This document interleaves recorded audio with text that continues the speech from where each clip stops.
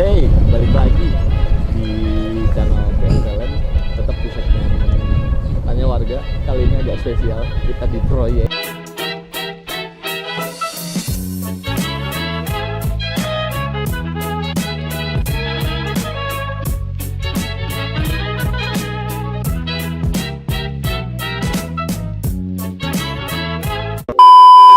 Kemarin kita udah ngebahas tentang respon milenial tentang punya rumah atau enggak di usia berapa atau episode sebelumnya. Cuman kali ini agak spesial karena kita langsung di proyek, di outdoor dan bener-bener di proyek. Dan kebetulan hari ini gue ditemenin sama Om Ibung, tapi gue manggilnya masih Ibung aja lah, udah usianya juga betul. setelannya aja emang agak boros, sebenarnya usianya sama, mirip-mirip lah.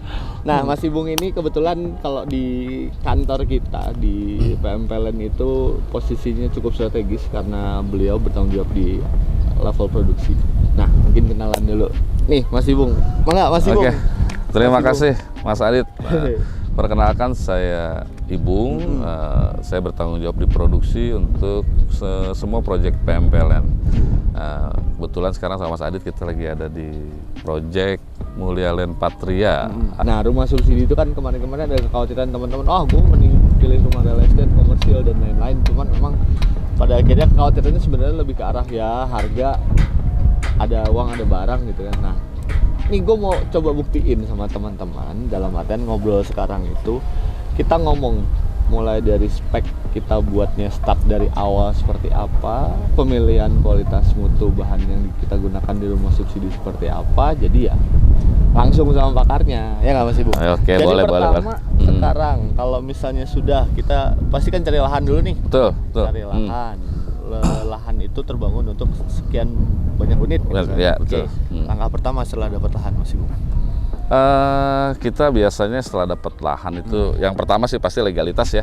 Legalitas itu nomor satu. Jadi Legalitas nomor satu. untuk di PMPLN untuk legalitas itu tidak ada masalah. Amin, Ya. alhamdulillah. Jadi istilahnya dari beberapa proyek yang sudah kita lakukan itu legalitasnya tidak ada masalah, baik itu sertifikat untuk konsumen, Betul. IMB itu tidak ada masalah ya.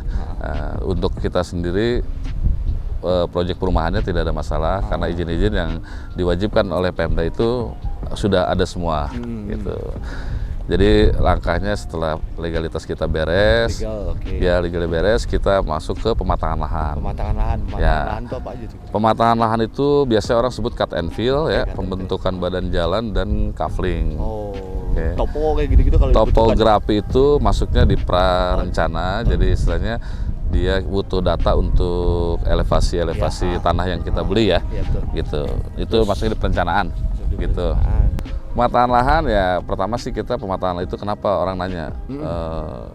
Kita pertama level dari banjir ya, elevasi banjir. Jadi kita merencanakan proyek-proyek PMPLN itu tidak bebas dari banjir lah ya, bebas dari banjir gitu. Jadi kayak seperti di Mulia Land Patria ini kita melakukan pengurugan ya. Karena kita levelnya supaya lebih tinggi dari muka air banjir gitu. Nah, setelah dapat levelnya, kita buat pematangan perkerasan jalan ya. Perkerasan jalan mungkin boleh dilihat kita di sini menggunakan limestone untuk lapisan pertamanya. Lapisan atasnya kita pakai shear 2 atau base course ya. Nah, nanti untuk finishingnya kita pakai hot mix, aspal hot mix ya, gitu. Nah, udah selesai itu pekerjaan infrastruktur ya. Selain infrastruktur mungkin ada bangunan sarana penunjang seperti listrik, air gitu kan. Listrik mungkin bisa dilihat nanti itu udah berdiri tiang-tiang listrik.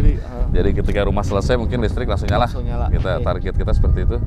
Nah, untuk air kita pakai PDAM sama sedang dikerjakan juga ini ya. sabotannya tadi dikit, nanti di foto bisa difotoin. Dilihat nanti ada video-video, ada memang persiapannya udah segitu matangnya. Lalu habis persiapan itu paling terus kita ya bangun unit ya. Langsung bangun unit. Ini targetnya berapa unit kalau yang di kita di sini ada 202 unit. 202 unit.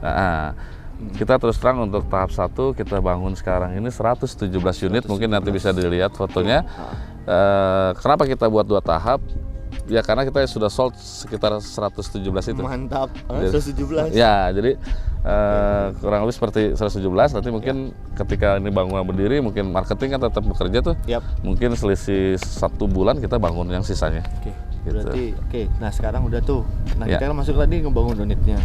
Material pemilihan unit, pemilihan unit bahan material. Kita tetap dari PM PLN ingin menyuguhkan produk yang bagus ya, yang istilahnya walaupun itu kelas subsidi, tapi kita kasih produk yang bagus yang konsumen bisa puas ya. Mungkin bisa dilihat kita dari segi pembangunan kita pakai pondasi batu kali, ya kan, struktur beton bertulang. Untuk dinding kita pakai bata merah. Bata merah ya.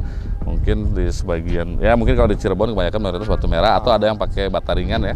Kita pakai bata merah. Struktur atapnya kita pakai baja ringan. Jadi istilahnya sudah tidak mikirin keropos atau rayap ya. Gitu. Untuk finishing sih standar ya, kita pakai plester aci semen. Kusen-kusen kayu mahoni ya. Kayu mahoni ya. Itu udah masuk subsidi padahal. Nah, kita minta pakai kayu agak bagus kayak mahoni standarnya. Gitu. Mungkin kalau untuk pintu nanti saya lagi berusaha untuk pakai engineering door. Supaya tampilannya memang modern ya. Siap. Nah ini nih sebenarnya kan pertanyaannya akhirnya menjawab teman-teman. Nggak selamanya subsidi itu juga jelek. Makanya ini saya langsung kunjungan nih ke site PM PLN ini, Mulia Patria Arjawinangun ini udah bisa dilihat sendiri nanti. Jadi dalam artian teman-teman milenial juga ataupun teman-teman yang untuk misalnya sekarang kapasitasnya adalah gue memilih rumah subsidi nih gitu, takut tapi budgetnya murah, akhirnya kualitasnya juga jelek. Nah di sini udah dijelasin semua langsung sama Mas Ibungnya langsung.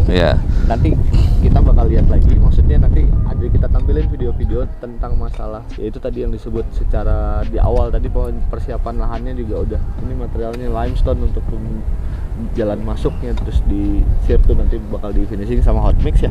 Terus yang kedua nanti fasilitas PDAM sudah ada, listrik sudah dilihat, udah berdiri semua tiangnya, jadi nggak usah khawatir lagi untuk masalah fasilitas. Sisanya kualitas bangunan tadi sudah dijelaskan dan diusahakan memang pada akhirnya nggak ada beda yang terlalu signifikan antara komersil dan subsidi. Betul. Tapi memang error minor mah pasti ada ya. Pasti ada. Kayak misalnya mungkin nanti pemasangan engsel atau seperti apa ya, itu bisa langsung ngobrol sama Mas Ibung biar langsung dievakuasi ya. Soalnya saya pernah kejadian.